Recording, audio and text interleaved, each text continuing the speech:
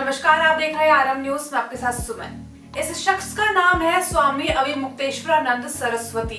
वही शख्स जिन्हें ज्योतिष पीठ का 46वां शंकराचार्य माना जाता है, वही संत जिनके चरण छूकर लोग आशीर्वाद लेते हैं, वही गुरु जिन्हें हजारों लोग भगवान का रूप मानते हैं। लेकिन अब उनके खिलाफ जो आरोप सामने आए हैं वो बेहद गंभीर है। अब जानते हैं शुरुआत कैसे हुई। प्रयागराज में आशुतोष ब्रह्मचारी ने प्रेस कॉन्फ्रेंस पर खुलकर आरोप लगाए। उन्होंने कहा कि स्वामी अविमुक्तेश्वरानंद विदेशी और राजनीतिक दलों से फंडिंग लेते हैं। साथ ही नाबालिग बच्चों के यौन शोषण के गंभीर आरोप सामने आए हैं। कोर्ट के आदेश के बाद झूसी थाने में एफआईआर दर्ज की गई। मामला पॉक्सो एक्ट समेत कई धाराओं में दर्ज हुआ है। पुलिस जांच कर रही है और सूत्रों के अनुसार अब तक की गई जांच में कुछ आरोप सही पाए जाने की बात सामने आई है। हालांकि अंतिम सच्चाई क्या है, ये जांच पूरी होने के बाद सामने आएगी। अब जानते हैं मठ के अंदर क्या है। इसी बीच एक बड़ा दावा सामने आया है। एक लेखिका ने आरोप लगाया कि मठ के अंदर सीक्रेट कमरे हैं।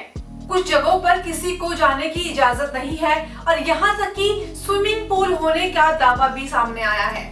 अब इन दावों पर स्वामी अविमुक्तेश्वरानंद ने जवाब भी दिया। उन्होंने कहा, हमारा छोटा सा मठ है, कोई गुप्त स्थान नहीं है।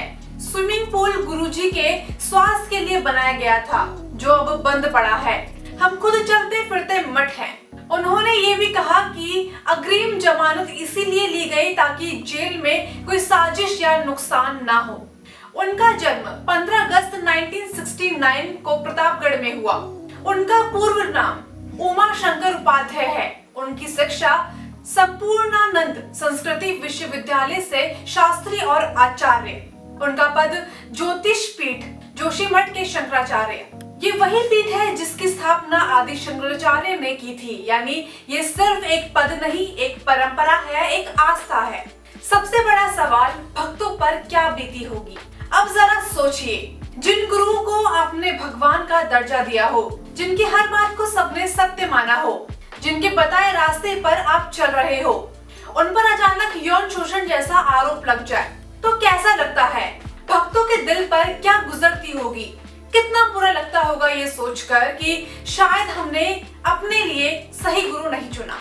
ये सिर्फ एक व्यक्ति पर आरोप नहीं है, ये आस्था पर चोट है, ये विश्वास का टूटना है। लेकिन यहाँ सावधानी जरूरी है। ध्यान रखिए कि अभी जांच चल रही है, कोर्ट का फैसला आना बाकी है। किसी को भी कानून से ऊपर नहीं माना जा सकता और किसी को बिना फैसले दोषी ठहराया जाना गलत है। यही लोकतंत्र है और यही कानून है। धर्म और व्यक्ति में फर्क समझना होगा। अगर कोई व्यक्ति गलती करता है तो उसका दोष पूरे धर्म पर नहीं लगाया जा सकता। सनातन धर्म हजारों साल पुराना है, ये किसी एक व्यक्ति से बड़ा है।